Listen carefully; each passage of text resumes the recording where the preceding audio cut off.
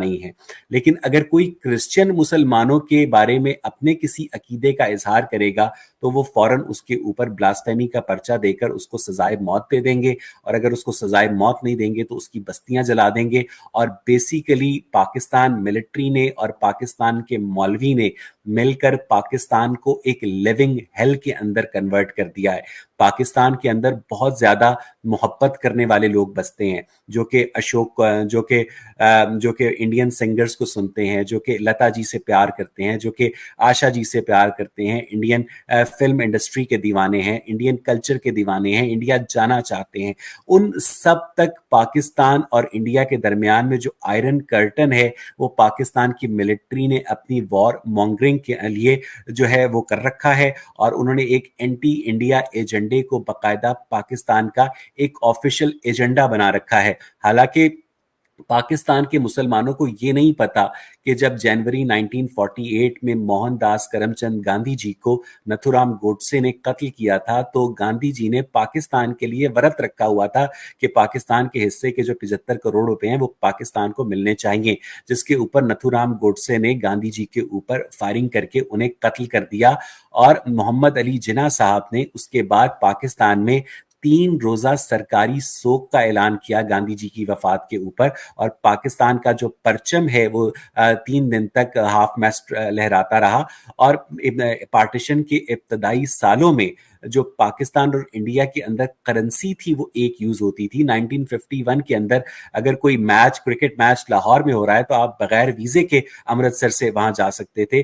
तो आहिस्ता आहिस्ता पाकिस्तान के मुल्ला ने और पाकिस्तान की मिलिट्री ने पाकिस्तान के लोगों को एक सोचने समझने की सलाहियत से महरूम कर दिया। पहले पाकिस्तान के स्कूलों में हिस्ट्री पढ़ाई जाती थी, अब पाकिस्तान के स्कूलों में पाकिस्तान स्टडीज पढ़ाई जाती है, जिसमें यह बताया जाता है कि मुसलमानों ने 1000 साल तक इंडिया के ऊपर हुकूमत की, और जो हिंदू होते हैं वो बहुत बुरे होते हैं, और हिंदुओं के साथ किसी भी किस्म का आपको जो कांटेक्ट रखना है वो गलत है। पाकिस्तान का जो इलाका है सिंध, वहां पर 13 साल की जो हिंदू बच्चियां हैं उन्हें जबरी तौर पर मुसलमान किया जाता है और उनके साथ शादी की जाती है। मेरे अपने एक दोस्त हैं, मैं उनका नाम नहीं लेना चाहता हूं, वो सिंध से मुझसे मिलने आए और लाहौर में, और उनकी बेटी को ये जो मिट्ठू मियाँ मिट्ठू है सिंध के अंदर, उसने अगवा कर लिया था, उसको मुसलमान करके उसकी शादी अपने एक हरकारे के साथ कर दी थी। वो आंसुओं से रो रहे थे कि मुझे अपनी बेटी से, मैंने बाकायदा रिश्वत देकर उनसे कहा कि मुझे अपनी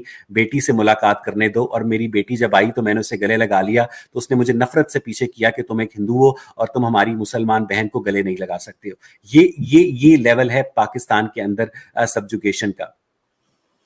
बिल्कुल।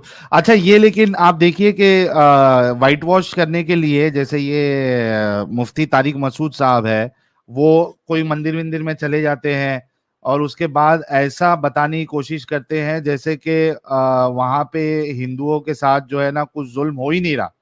तो ये क्या चालाकी है इनकी? नहीं, असल में तारिक मसूद साहब जो हैं वो, अच्छा, हर मौलवी जो होता है ना वो अंदर से इंसान भी होता है। ये मौलवियों को मैंने, ये जो ताहिर अशरफी साहब हैं ये बड़े मशहूर हैं वोडका पीने में, और कुछ मौलवी जो हैं वो गे भी हैं, कुछ मौलवी जो हैं ड्रग्स भी करते हैं। तो हर मौलवी जो है मौलवी बनने से पहले इंसान भी होता है, बाद में वो मौलवी बनता है। तो उसकी जो अपनी पर्सनल लाइकिंग्स और डिसलाइकिंग्स है ना, वो उसको रिलीजन का पेराया पहना देता है। और इस्लाम के अंदर ये बड़ी सहूलत है कि आपका जो भी अकीदा हो, आपकी जो भी लाइकिंग या डिसलाइकिंग हो, आप उसको, अगर आप मौलवी बन जाएं तो आप उसको कोई भी इस्लामी पेराया जो है वो पहना सकते हैं।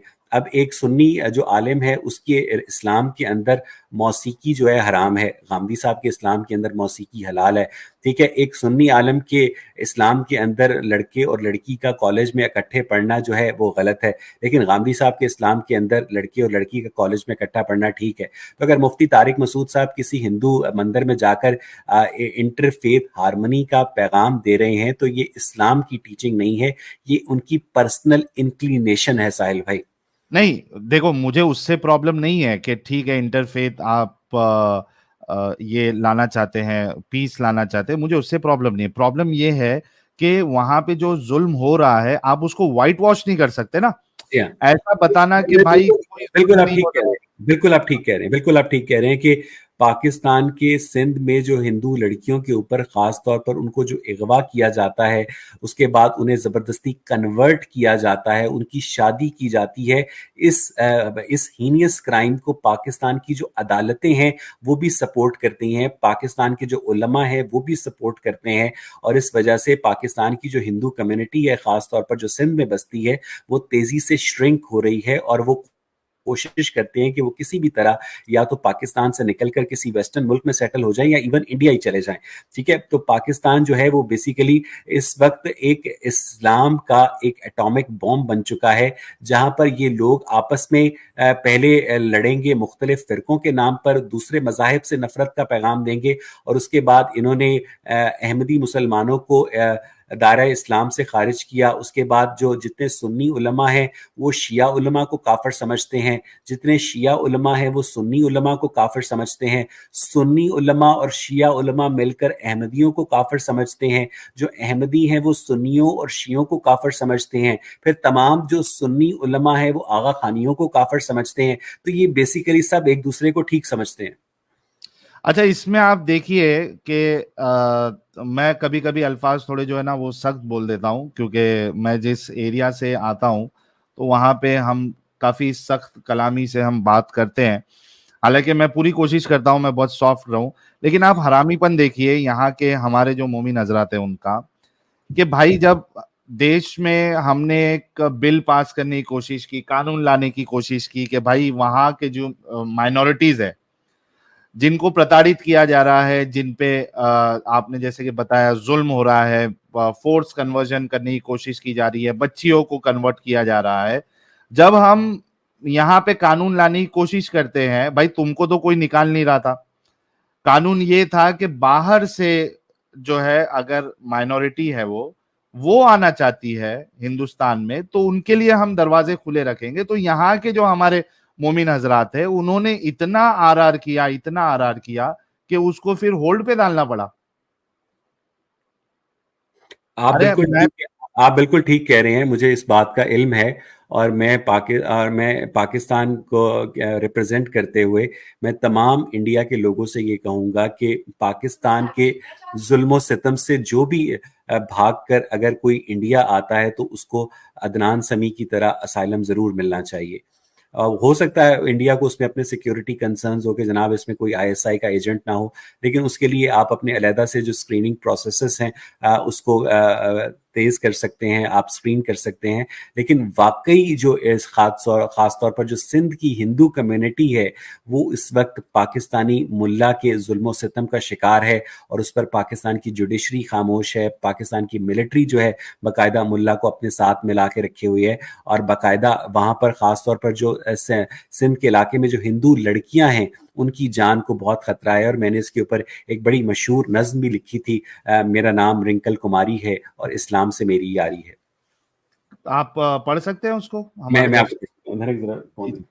मीनवाइल आप सभी लोगों से रिक्वेस्ट है, जितने लोग देख रहे हैं, कि आप लोग अवैस भाई के चैनल को आप लोग सब्सक्राइब कर ले, जिन्होंने अभी तक नहीं किया है। पिन कमेंट में आपको चैनल मिल जाएगा, और ये वीडियो को जो बाद में देखेंगे आप सभी लोगों को फिर से बता दूं कि अवैस भाई का चैनल का लिंक आपको डिस्क्रिप्शन में मिल जाएगा। अमित साहब हमारे डिस्क्रिप्शन में उन्होंने ऑलरेडी ऐड कर दिया होगा, अगर नहीं किया है तो वो कर देंगे।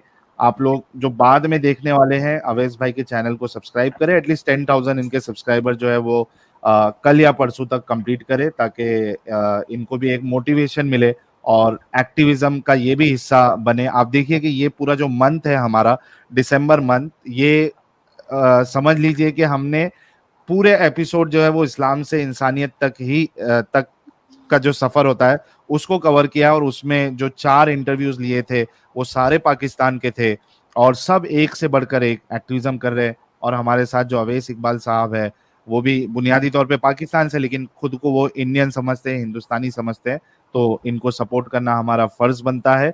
और ये बहुत जरूरी है कि जो लोग आगे आ रहे हैं, और अवैस भाई तो शक्ल दिखा कर आ रहे हैं, सोचिए कितना रिस्क है इनको, उसके बावजूद भी ये सामने आकर, बल्कि मौलवियों के घर पर पहुंचकर, घर पे मतलब उनके मदरसों में पहुंचकर बैठकर वहां डिस्कशन ये कर रहे हैं, तो वाकई में काबिले तारीफ है।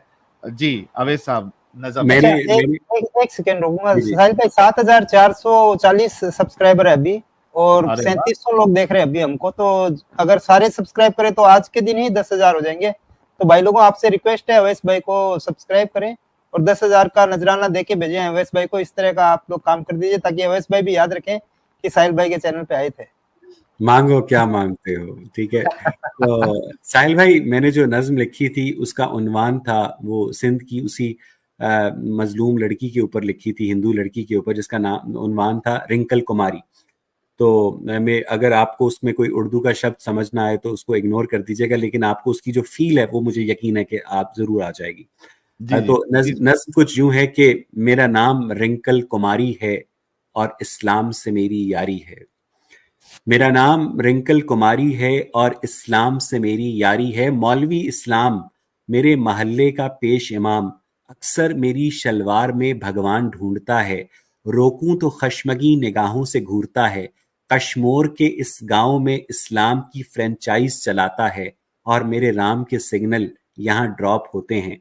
मेरे मामू की बेटी सुदर्शना अब फातिमा है, उसे भी मौलवी इस्लाम ने 9 साल पहले किया था हल्का बगोशे इस्लाम। कुछ दिन तक तो वो रोई थी, फिर अंदामे निहानी को सहलाते सोई थी। आजकल मिट्ठू के गार्ड की बीवी है और उसका बेटा रिजवान आधा हाफिज है। उसकी माँ का माजी मेरे हाल पे काबिज है। मोहम्मद बिन कासिम की बदरू हुज्जाज का इंतकाम मेरी जात की हर मोरनी से बसद एहतराम लेती है। पहले दुपट्टा उड़ाती है, फिर गवाही दिलवाती है, फिर बत्ती गुल होती है, फिर निशाते एहतलाम लेती है। मेरा बाप राम कुमार रोज मुझसे आंखें चुराता है और मेरी माँ की सिसकियां मेरी नींद। मैं मरना चाहती हूँ मगर हिम्मत नहीं पड़ती, सो चुपचाप शलवार उतार देती हूँ। पाकिस्तान की हिंदू होने का उधार उतार देती हूँ। परचम की शलवार सिलवाने का इरादा है जिसके सफेद रंग पे लहू के कतरे चिपक चिपक जाएं और सितारे से लिपटा चांद टांगों में कुसमुसाए, या हमें मार दे या खुद मर जाए। मेरा नाम रिंकल कुमारी है और इस्लाम से मेरी यारी है। 6 अगस्त 2018। ये आपने लिखा है अवैस भाई? जी जी, मैं शायरी करता हूँ सर। वाह वाह वाह वाह वाह वाह, जबरदस्त जबरदस्त। आपने जो एक पूरी फीलिंग है आपने इसमें यानी आपने उसके साथ जो है ना वो बिल्कुल इंसाफ किया है। सर, मैं खुद एक बेटी का बाप हूँ। मुझे मुझे समझ नहीं आती कि ये मुसलमान, खास तौर पर जो सिंध के मुसलमान हैं, जो अपने आप को बड़े पुरअमन मुसलमान कहते हैं, किस तरह से इतने जालिम हो सकते हैं कि किसी की बेटी को, 12-13 साल की बेटी को, और मजे की बात यह है कि सिर्फ 12-13 साल की लड़कियों को, हिंदू लड़कियों को इस्लाम की हकानियत समझ आती है। 12-13 साल के हिंदू लड़कों को इस्लाम की हकानियत समझ नहीं आती है। उनको ये अपनी बेटियां नहीं देते हैं। उनको स्कूल से वापस आते हुए बाकायदा जबरदस्ती गन पॉइंट पर अगवा करते हैं, उन्हें कलमा पढ़ाते हैं, उसका नाम फातिमा या आयशा या खदीजा रखते हैं, और उसके बाद कहते हैं कि जी ये मुसलमान हो गई है और अब इसकी शादी हमारे हाफिज शमसुद्दीन फारूकी साहब के साथ होगी। सर, आप अंदाजा लगाएं कि उस चीज को ना पाकिस्तान के उलमा कंडेम करते हैं, उस चीज को पाकिस्तान की अदालतें सपोर्ट करती हैं, उस चीज को पाकिस्तान की जो एडमिनिस्ट्रेटिव मशीनरी है वो सपोर्ट करती है, और उसके बाद ये कहते हैं कि जी पाकिस्तान के अंदर अकलियतों को बराबर के हकूक हासिल हैं, और पाकिस्तान के परचम में जो सफेद रंग है वो पीस की और अकलियतों की, माइनॉरिटीज की अलामत है। उस अलामत को इन्होंने ना डंडा दिया हुआ है। बिल्कुल आपने सही फरमाया। शेम है, शेम शेम पाकिस्तान, शेम वहां के जितने लोग जो मुल्क को चला नहीं रहे नहीं सर, हैं। मैं फिर आपसे थोड़ी सी ना, मैं आपको बिल्कुल बीइंग रियलिस्टिक बता रहा हूँ कि पाकिस्तान की जो मेजॉरिटी पॉपुलेशन है ना, वो मोहब्बत करने वाले लोग हैं, वो अच्छे लोग हैं। मैंने अपनी आंखों से अनारकली बाजार में इंडियन टूरिस्ट को देखा है कि उनको देखकर लोग जफियां डालते हैं करतारपुर के अंदर, उनसे खाने के पैसे नहीं लेते, उनसे साड़ियों के पैसे नहीं लेते।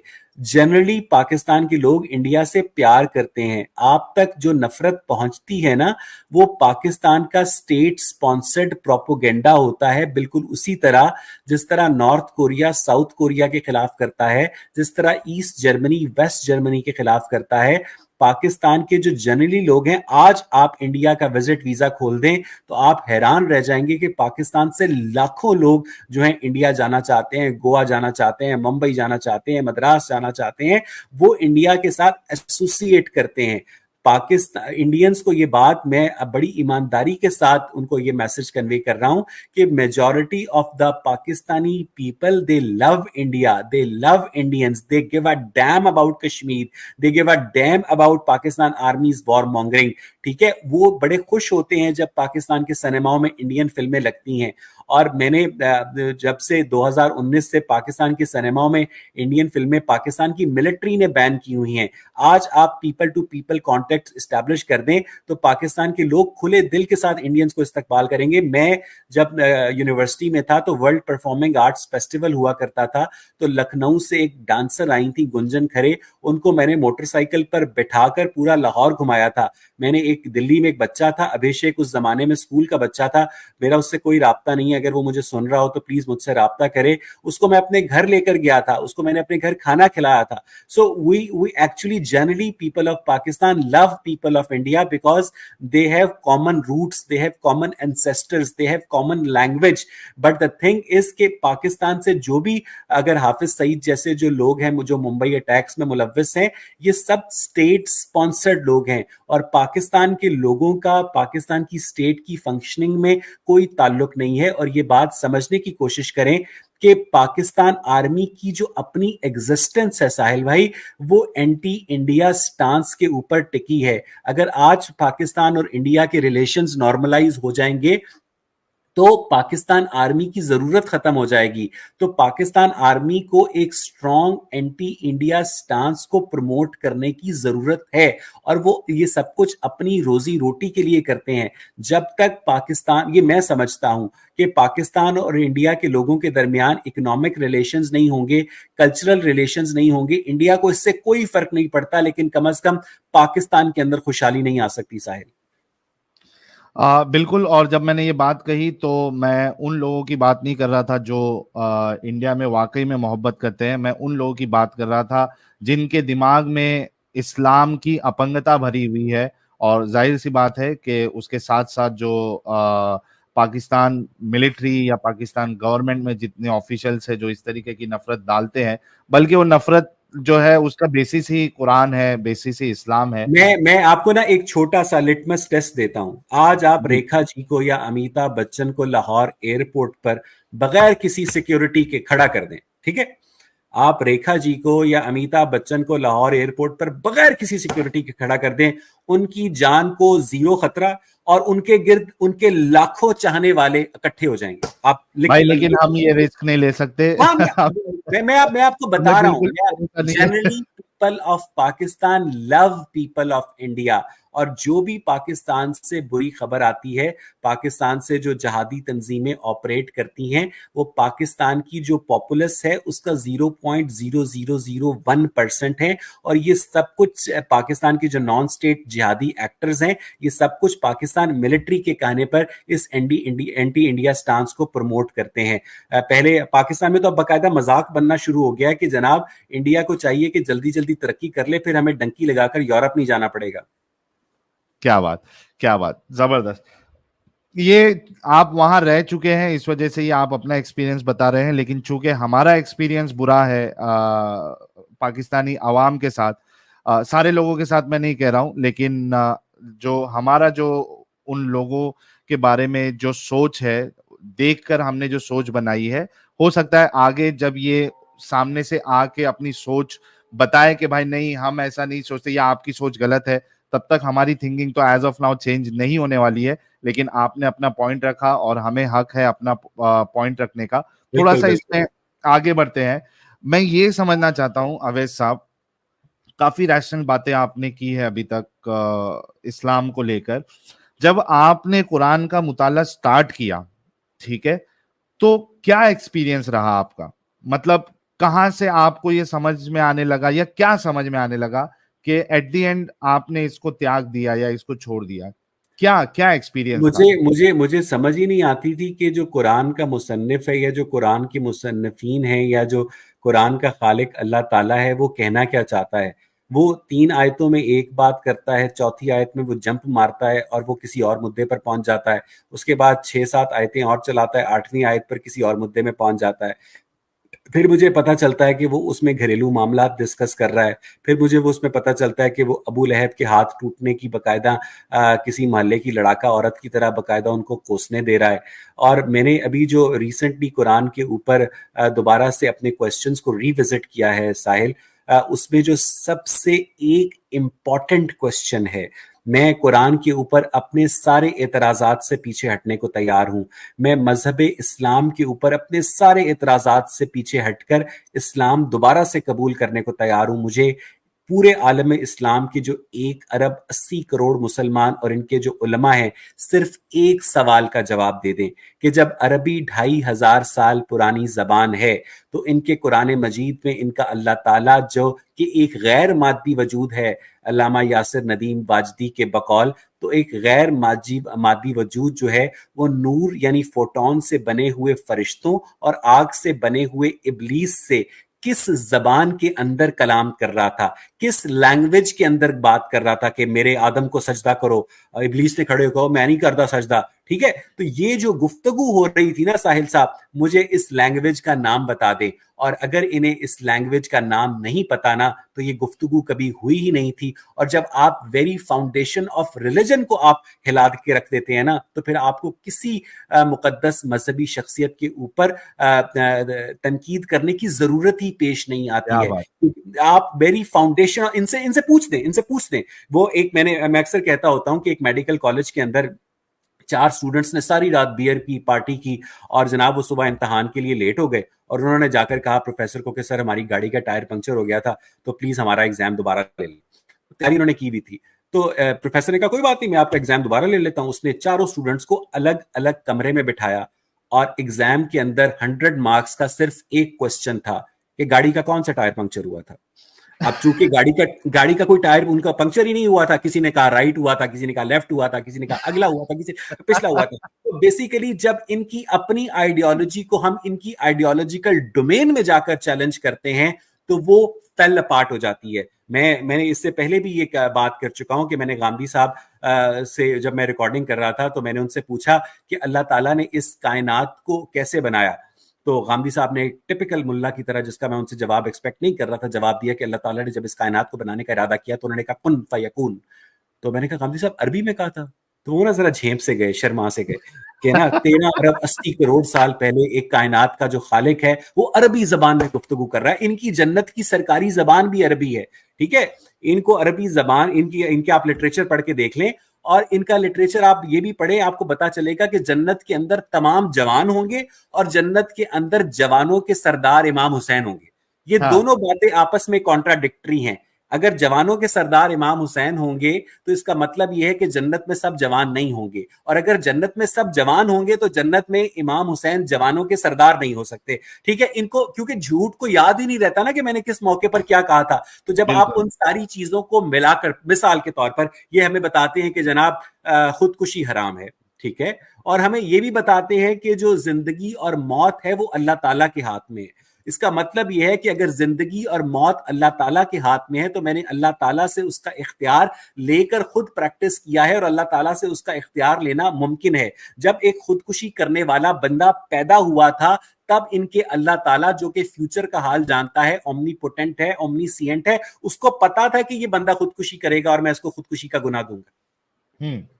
ठीक है, तो इनका आप मसला तकदीर पकड़ लें। ठीक है, कि अगर इनके खुदा को मुस्तकबिल का हाल पता है तो मैं एक मजबूर महज हूं, और अगर इनके खुदा को मुस्तकबिल का हाल नहीं पता है तो फिर मैं बा इख्तियार नहीं हूं। गांधी साहब इसका जवाब ये दिया करते थे कि खुदा के इल्म का आपके अमल पर क्या असर पड़ता है। तो मैंने उसका जवाब ये दिया था कि मेरा अमल अगर खुदा के हतमी इल्म को तब्दील नहीं करता तो मैं मजबूर महज हूं। क्या बात है, क्या बात, बहुत जबरदस्त, बहुत जबरदस्त।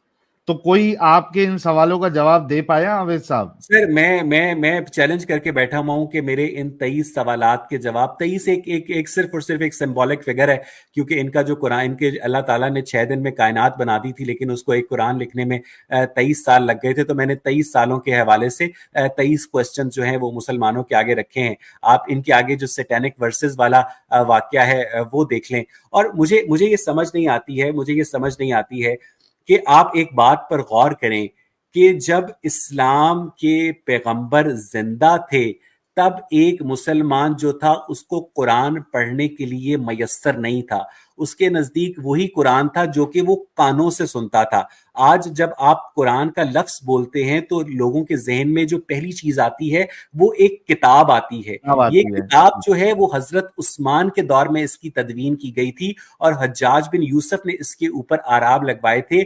और ये 1538 ईस्वी के अंदर रिपब्लिक ऑफ वीनस में प्रिंटिंग प्रेस की इजाद के 50-60 साल के बाद पहली मर्तबा पब्लिश हुई थी। और ऑटोमन कोर्ट के अंदर सुलेमान द मैग्निफिसेंट के सामने इसको पेश किया गया था। तो उलमा ने मुखालफत की थी कि कुरान मजीद को प्रिंटिंग प्रेस के ऊपर पब्लिश करना हराम है, जिसकी वजह से हर आदमी तक कुरान मजीद का एक्सेस नहीं था, लेकिन बाइबल का एक्सेस हो गया था। यूरोप में रिफॉर्मेशन शुरू हो गई थी, आलम इस्लाम के अंदर रिफॉर्मेशन इसीलिए शुरू नहीं हो सकी थी। और इसी वजह से मुसलमानों के अंदर इज्तिहाद का बहुत ज्यादा रिवाज है कि जनाब जाकर मौलवी साहब से ना फतवा ले आते हैं कि इस मसले का क्या हल है, क्योंकि उनके पास पढ़ने के लिए कुरान ही नहीं था। तो बात यह है कि अगर आपका जो कुरान है वो अल्लाह ताला का फाइनल वर्ड ऑफ गॉड है, तो उस फाइनल वर्ड ऑफ गॉड को मैसेंजर ऑफ गॉड ने अपनी जिंदगियों में, अपनी जिंदगी के अंदर एक किताबी शक्ल में मुरत्तब क्यों नहीं करवाया?